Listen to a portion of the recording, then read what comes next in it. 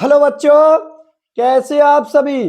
तो देखो बेटा, आज के इस लेक्चर में मैं आप लोगों के सामने डिस्कशन करूंगा हेलो एल्केनो में CX बंध की प्रकृति। और आज के इस लेक्चर में बच्चों इस टॉपिक को मैं आप लोगों के लिए बिल्कुल कंप्लीट करवा दूंगा। आज के मेरे लेक्चर का यही टारगेट है कि मुझे हेलो एल्केनो में CX बंध की प्रकृति को समझाना है।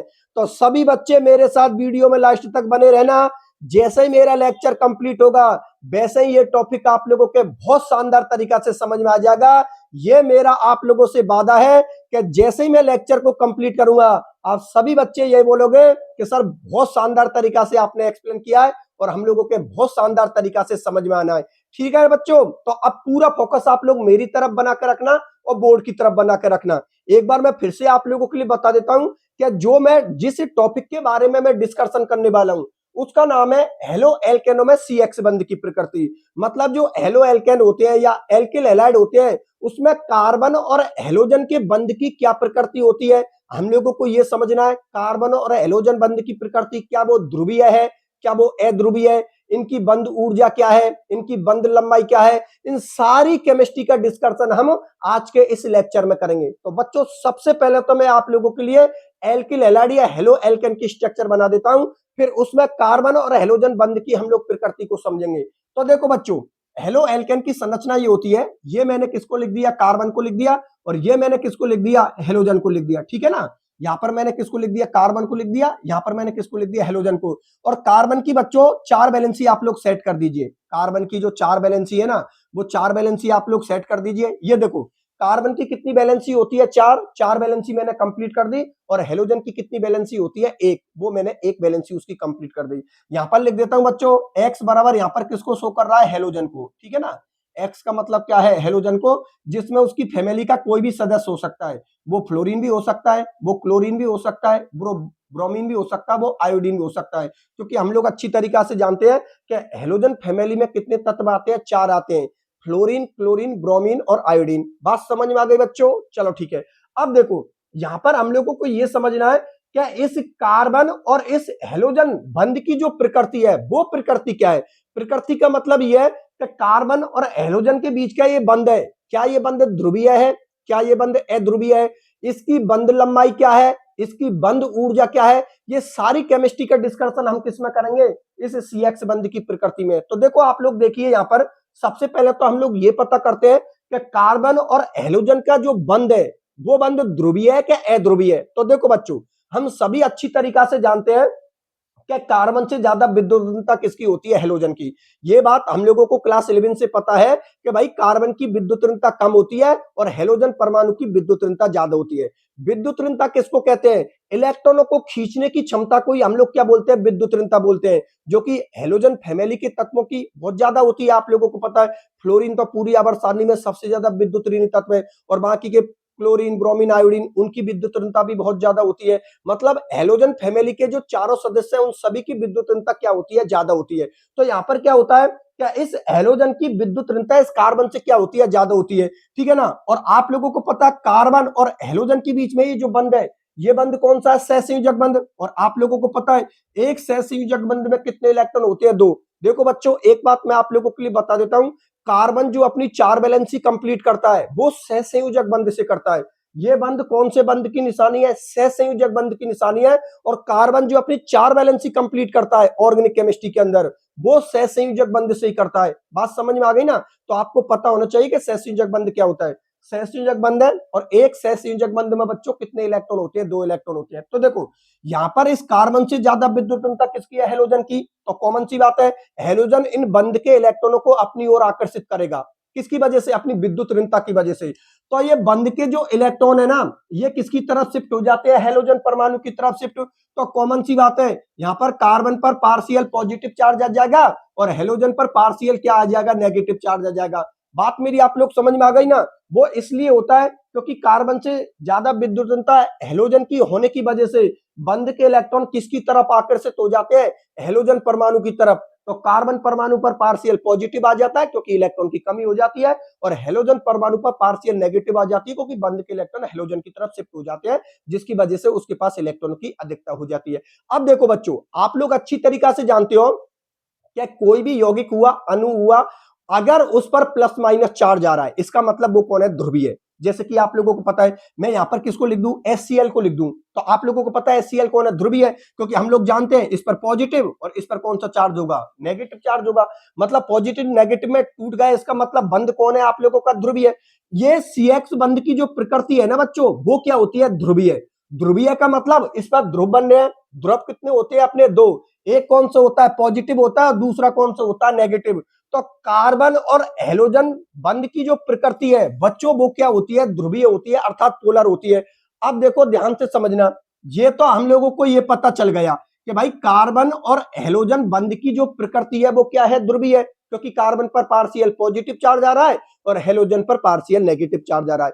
लेकिन अब हम लोगों को यह समझना है कि भाई इस कार्बन और हेलोजन मतलब एल्किल हैलाइड ही हो गए, क्योंकि पूरा एल्किल ग्रुप हो गया और ये हेलोजन हो गए, तो ये एल्किल हैलाइड, क्योंकि मैंने शुरू की क्लासों में ही आप लोगों के लिए बता दिया कि जो हेलो एल्केन होते हैं उनका सामान्य नाम क्या होता है, एल्किल हैलाइड होता है। तो चाहे आप लोग हेलो एल्केन बोल दो, चाहे आप लोग एल्किल हैलाइड बोल दो, दोनों का मतलब एक ही है, क्योंकि हेलो एल्केनों का जो सामान्य नाम होता है वो एल्किल हैलाइड ही होता है। बात समझ में आ गई बच्चों, चलो ठीक है।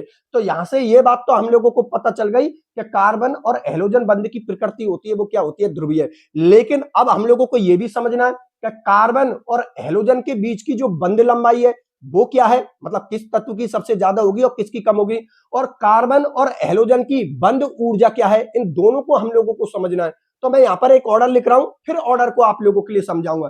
देखो बच्चों, यहां पर ऑर्डर लिख रहा हूं, कार्बन कार्बन व हेलोजन, कार्बन व हेलोजन बंध की, यहां पर लिख देता हूं एल्किल हैलाइड। किसकी बात हो रही है, एल्किल हैलाइडों की, एल्किल हैलाइड, ठीक है ना। कार्बन व हेलोजन बंध की, हेलोजन बंध की बंध लंबाई, बंध लंबाई ऐसे बोल सकते हो, एल्किल हैलाइडों की बंध लंबाई। तो देखो बच्चों, यहां पर मैं चारों सदस्यों को लिख देता हूं, बंध लंबाई का बढ़ता हुआ क्रम, बंध लंबाई का बढ़ता हुआ क्रम, बढ़ता हुआ क्रम, ठीक है ना। मतलब इसका इंक्रीजिंग ऑर्डर, बढ़ता हुआ क्रम देखना है। मैं पहले तो इसके चारों एल्किल हैलाइड को लिख देता हूं। यहां पर लिख दिया बच्चों मैंने CH3F, यहां पर लिख दिया मैंने CH3Cl, यहां पर लिख दिया मैंने CH3Br, और यहां पर लिख दिया बच्चों मैंने CH3I। अब देखो ध्यान से समझना, हम लोग क्या समझ रहे हैं, हम लोग ये समझ रहे हैं कि कार्बन और हेलोजन बंध की जो बंध लंबाई है, अर्थात जो एल्किल हैलाइडों की जो बंध लंबाई है उसका बढ़ता हुआ क्रम क्या है, किस बंध की बंध लंबाई तो सबसे ज्यादा है और किसकी कम, और क्यों, ऐसा क्यों होता है। तो देखो, आप लोग अच्छी तरीका से जानते हो कि ये कौन हो गया, एल्किल हैलाइड हो गया। भाई ये तो कौन है, एल्किल ग्रुप है, ये हेलोजन ग्रुप है, ये एल्किल ग्रुप है, ये हेलोजन ग्रुप है, ये एल्किल ग्रुप है, ये हेलोजन ग्रुप है, ये एल्किल ग्रुप है, ये हेलोजन ग्रुप है, और हम लोगों को इसकी बंध लंबाई का ऑर्डर देखना है। तो देखो, बंध लंबाई मतलब कार्बन और हेलोजन के बीच की बंध लंबाई, वो पास में या फिर वो दूर है, इस तरीका से देखना है। आप लोग जानते हो आवर्त सारणी के अंदर ये 17वें वर्ग के अंदर आते हैं। अरे भाई, हेलोजन फैमिली के तत्व होते हैं वो कौन से वर्ग में आते हैं, 17वें वर्ग में आते हैं, जिनमें सबसे ऊपर कौन होता है, फ्लोरीन होता है, उसके नीचे कौन होता है, क्लोरीन होता है, फिर कौन होता है, ब्रोमीन होता है, सबसे नीचे कौन होता है, आयोडीन। और बच्चों, आप लोग अच्छी तरीका से जानते हो कि एक वर्ग में जब हम ऊपर से नीचे की ओर जाते हैं तो आकार बढ़ता है। ये बात आप लोग अच्छी तरीका से जानते हो कि एक वर्ग में जब ऊपर से नीचे की ओर जाते हैं तो आकार क्या होता है, बढ़ता है। ये आप लोगों को ऊपर की तरफ साइन है, मतलब आकार क्या हो रहा है, यहां पर बढ़ रहा है। तो कॉमन सी बात है, सबसे बड़ा आकार किसका होगा, या आयोडीन का, उससे छोटा किसका होता है, ब्रोमीन का, उससे छोटा किसका होता है, क्लोरीन का, और सबसे छोटा इनमें किसका होता है, फ्लोरीन का। तो कॉमन सी बात है, यदि किसी का आकार बड़ा होगा तो कॉमन सी बात है उसकी बंध लंबाई भी ज्यादा होगी। यार कॉमन सी बात है, जिसका आकार ज्यादा होगा तो वो ज्यादा एरिया कवर करेगा, तो उसकी बंध लंबाई क्या होगी, ज्यादा। तो अब आप लोगों को समझ में आ गई कि कार्बन और हेलोजन बंध की जो बंध लंबाई है, या एल्किल हैलाइडों की जो बंध लंबाई है, वो सबसे ज्यादा किसकी होती है बच्चों, एल्किल आयोडाइड की होती है। ये आप लोगों का एल्किल ग्रुप है, मेथिल आयोडाइड भी बोल सकते हो या एल्किल आयोडाइड भी बोल सकते हो, ठीक है ना। देखो, यहां पर सबसे ज्यादा जो बंध लंबाई होती है वो किसकी होती है, एल्किल आयोडाइड की। उससे कम किसकी होती है, आप लोगों की एल्किल ब्रोमाइड की या CH3Br की। उससे कम किसकी होती है, इस क्लोरीन वाले की, CH3Cl की। और सबसे कम बच्चों किसकी होती है, CH3F की। मतलब जिस एल्किल ग्रुप से हेलोजन परमाणु जुड़ा हुआ है उसकी बंध लंबाई बच्चों सबसे कम होती है, क्योंकि हेलोजन फैमिली का जो आकार है, मतलब जो आप लोगों का हेलोजन फैमिली के अंदर जो फ्लोरीन का आकार है वो इन चारों में सबसे छोटा है। सबसे बड़ा किसका? आयोडीन का। तो कॉमन सी बात है, कार्बन और हेलोजन बंध की जो सबसे ज्यादा बंध लंबाई होगी वो बच्चों किसकी होगी? यहाँ पर CH3I की होगी, मतलब आयोडीन वाले की होगी। बात समझ में आ गई? तो ये ऑर्डर आप लोग बच्चों याद रखना, ये बढ़ता हुआ क्रम है। अगर घटता हुआ क्रम लिखे तो अब देखो ये बढ़ता हुआ क्रम, लेकिन भाई एग्जामिनर के दिमाग का हम लोगों को पता थोड़ा, क्या पता वो बढ़ता हुआ क्रम ना पूछे, वो घटता हुआ क्रम पूछ ले। तो घटता हुआ क्रम पूछ ले तो इसी ऑर्डर को आप लोग इस तरीका से लिख देना भाई, इसी ऑर्डर को। ये घटता हुआ क्रम हो गया CH3I, यहाँ पर CH3Br, ये कौन हो गया? CH3Cl, और सबसे कम किसका हो गया? CH3F। क्योंकि काफी मैं ये ऑर्डर घटता बढ़ता क्रम इसलिए लिखा है क्योंकि काफी बच्चे को तो यही पता नहीं है कि सर घटता हुआ क्रम किसको बोलते हैं, बढ़ता हुआ क्रम किसको बोलते हैं। वो घटने और बढ़ने क्रम में फंस जाते हैं एग्जाम में। मैंने बहुत सारे बच्चों का टेस्ट लिया, उन टेस्टों के अंदर मैंने खुद ने देखा है बच्चों को घटते और बढ़ते क्रम नहीं आते। तो देखो बच्चों, जो बढ़ता क्रम होता है वो इस तरीका से होता है कि बढ़ता हुआ क्रम, जैसे मुझे बढ़ते हुए क्रम की तरफ जाना है तो कॉमन सी बात है बढ़ते हुए क्रम की तरफ जा रहे हैं तो सबसे छोटा यहां पर रखना है, फिर बढ़ते जाइए बढ़ते जाइए बढ़ते जाइए, इसका मतलब बढ़ता हुआ क्रम हो गए ना। तो बढ़ते हुए क्रम तो इस तरीका से लिखा जाएगा। अब आप बोलोगे घटते हुए क्रम, घटते हुए क्रम को हम किस तरीका से लिखते हैं? तो सबसे ज्यादा वाले को यहां पर रखते हैं, फिर घटते जाइए घटते जाइए घटते जाइए। ये क्या हो गया बच्चों? घटता हुआ क्रम। अगर मैं ऐसे जा रहा हूं तो मतलब बढ़ता हुआ क्रम, ठीक है ना। मतलब यहां पर सबसे कम वाला रखना है और यहां पर सबसे ज्यादा वाला रखना है। तो इस तरीका से ये बढ़ता हुआ क्रम हो गया। घटता हुआ क्रम में क्या होता है, क्या यहां पर सबसे ज्यादा वाले को रखना है, यहां पर सबसे कम वाले को रखना है, तो ज्यादा से कम की ओर जाओगे। या इस तरीका से बोल सकता हूं कम शब्दों में सौबातन की एक बात, कि यदि आप लोग कम से ज्यादा की तरफ जा रहे हो तो वो बढ़ता हुआ क्रम हो गया, और आप ज्यादा से कम की तरफ जा रहे हो तो वो कौन हो गए बच्चों? घटता हुआ क्रम। ये बात आप लोग याद रख लेना। बात समझ में आ गई? चलो ठीक है। अब देखो ये तो एल्किल हैलाइडों की जो बंध लंबाई है उसका कौन सा क्रम हो गया? बढ़ता हुआ क्रम हो गया, ये घटता हुआ क्रम हो गया। चलो ठीक है, बात हमने किसकी कर ली? बंध लंबाई की। अब बात आएगी, देखो अब बात आएगी बंध ऊर्जा की। अब डिस्कशन करेंगे हम बंध ऊर्जा की बारे में कि भाई कार्बन और हेलोजन, इस कार्बन और हेलोजन मतलब जो एल्किल हैलाइड होते हैं उनकी बंध ऊर्जा का ऑर्डर क्या होगा उसको हम लोगों को समझना है। बात समझ में आ गई ना? इसका मतलब हमने ध्रुवीय प्रकृति को देख लिया, कार्बन हेलोजन की को, बंध लंबाई को देख लिया। अब बच्चों हम बंध ऊर्जा का ऑर्डर भी देख लेते हैं। तो मैं एक काम करता हूं, इसको यहां से मिटा देता हूं, देखो, और इसको भी क्लियर करो आप लोग।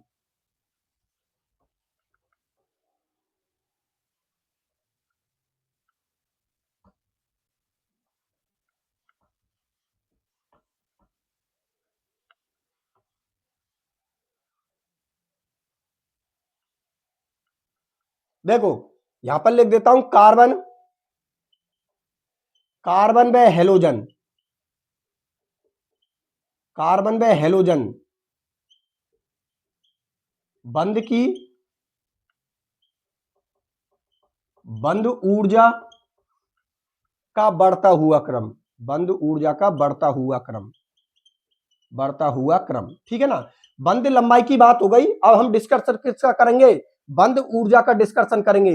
तो बच्चों मैं आप लोगों के लिए बता देता हूं, आप लोग अच्छी तरीका से जानते हो कि बंध लंबाई का रिलेशन बंध ऊर्जा के क्या होता है? विक्रमानुपाती। जिसकी बंध लंबाई सबसे ज्यादा होती है उसकी बंध ऊर्जा सबसे कम होती है, क्योंकि बंध लंबाई और बंध ऊर्जा का जो रिलेशन होता है आपस में वो बच्चों क्या होता है? विक्रमानुपाती। मैं यहां पर रिलेशन को लिख देता हूं और उसके बाद फिर ऑर्डर को लिख देता हूं। ये बात आप लोग क्लास 11th में खूब पढ़ा होगा बच्चों आप लोगों ने, कि जो बंध ऊर्जा होता है, ठीक है ना, जो बंध ऊर्जा होती है उसका रिलेशन बंध लंबाई के क्या होता है? विक्रमानुपाती।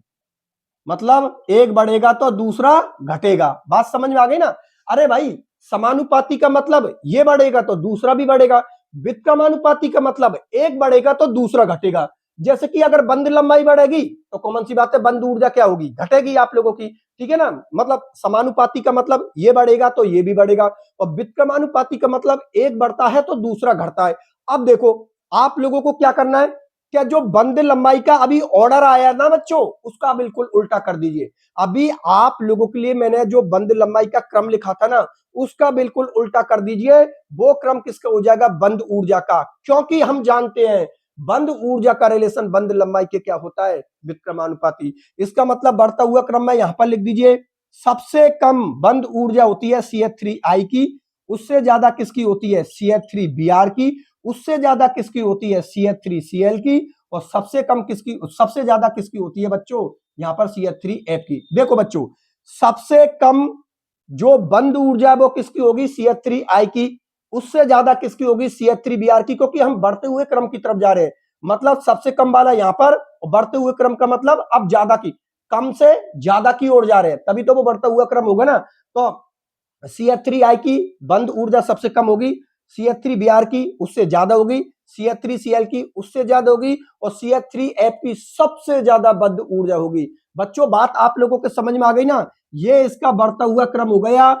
इस ऑर्डर को याद रख लेना, क्योंकि एग्जाम में ये सवाल आप लोगों से 1 नंबर में पूछ सकता है। बात समझ में आ गई ना, आप लोगों से ऐसे पूछ सकता है कि भाई एल्किल हैलाइडों की बंद ऊर्जा का घटता हुआ क्रम लिखिए, बंद ऊर्जा का बढ़ता हुआ क्रम लिखिए। तो ये बात आप लोगों को बच्चों पता होना चाहिए। अब देखो, ये तो बढ़ता हुआ क्रम हो गया। अब अगर क्वेश्चन इस तरीका से पूछ लिया कि भाई एल्किल हैलाइड की या कार्बन हैलोजन बंद की जो बंद ऊर्जा है उसका घटता हुआ क्रम लिखिए, तो घटते हुए क्रम में क्या करोगे आप लोग, क्या करोगे, यहां पर किसको रखना है सबसे ज्यादा वाले को, और घटते जाइए, और यहां पर किसको रख दीजिए सबसे कम वाले को। इसका मतलब इस ऑर्डर को इस तरीका से लिख दो, ये CH3F सबसे ज्यादा हो गया, उससे कम किसकी होगी CH3Cl की, उससे कम किसकी होगी CH3Br की, और सबसे कम किसकी होगी बच्चों CH3I की।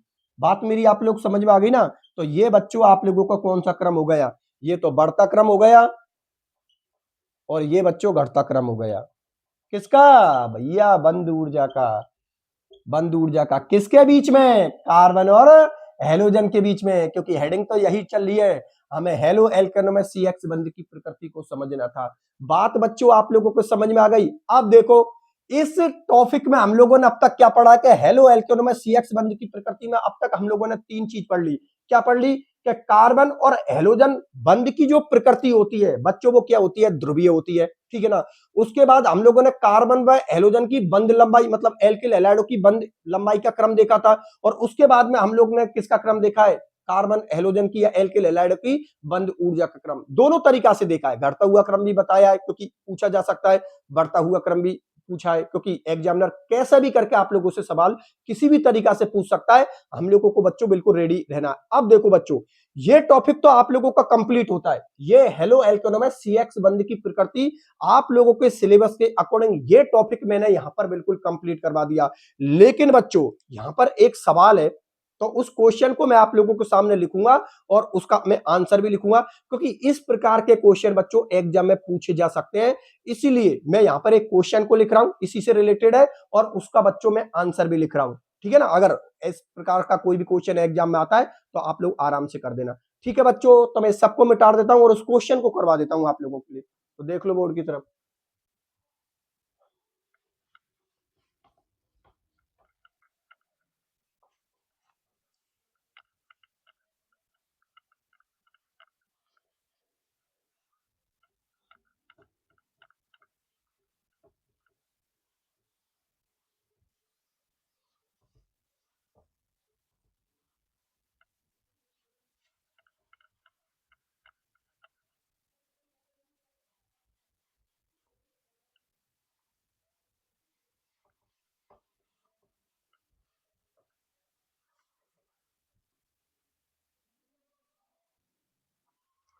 देखो बच्चों बोर्ड की तरफ, ये क्वेश्चन मैंने आप लोगों के सामने लिखा है, और इस क्वेश्चन को बच्चों एग्जाम में पूछा जा सकता है। या तो आप लोगों से इस क्वेश्चन को इस तरीका से पूछा जा सकता है, या फिर आप लोगों से द्विध्रुव आघूर्ण का क्रम पूछा जा सकता है, बढ़ता हुआ क्रम पूछा जा सकता है, घटता हुआ क्रम पूछा जा सकता है।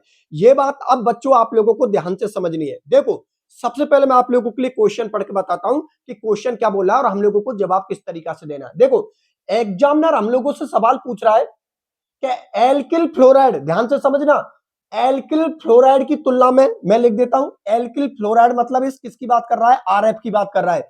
एल्किल फ्लोराइड की तुलना में एल्किल क्लोराइड मतलब RCl। तो देखो एल्किल फ्लोराइड की तुलना में एल्किल क्लोराइड का द्विध्रुव आघूर्ण अधिक होता है, क्यों।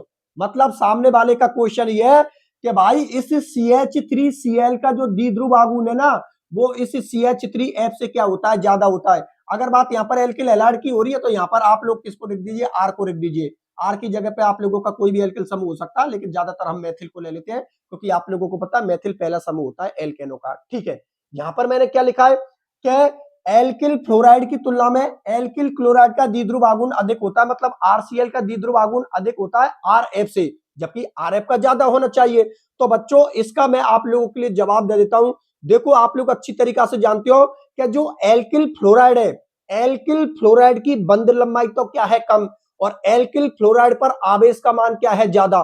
ठीक है ना, एल्किल क्लोराइड और एल्किल फ्लोराइड की यदि मैं आपस में तुलना करूं तो एल्किल क्लोराइड की तुलना में जो एल्किल फ्लोराइड होती है उसकी बंध लंबाई तो क्या होती है कम। अभी लिखा था मैंने आप लोगों के लिए ऑर्डर, ठीक है ना, बंध लंबाई तो क्या होती है कम, लेकिन एल्किल फ्लोराइड का आवेश का मान ज्यादा होता है। वो इसलिए क्योंकि आप लोग अच्छी तरीके से जानते हो कि फ्लोरीन की विद्युत ऋणता ज्यादा होती है तो वो जल्दी अपने पास में माइनस चार्ज लाना पसंद करेगा। जबकि एल्किल क्लोराइड के अंदर क्या होता है कि एल्किल क्लोराइड की बंध लंबाई तो एल्किल फ्लोराइड की तुलना में क्या होती है ज्यादा, लेकिन उसके पास में आवेश का मान क्या होता है कम, किसकी तुलना में, फ्लोराइड की तुलना में।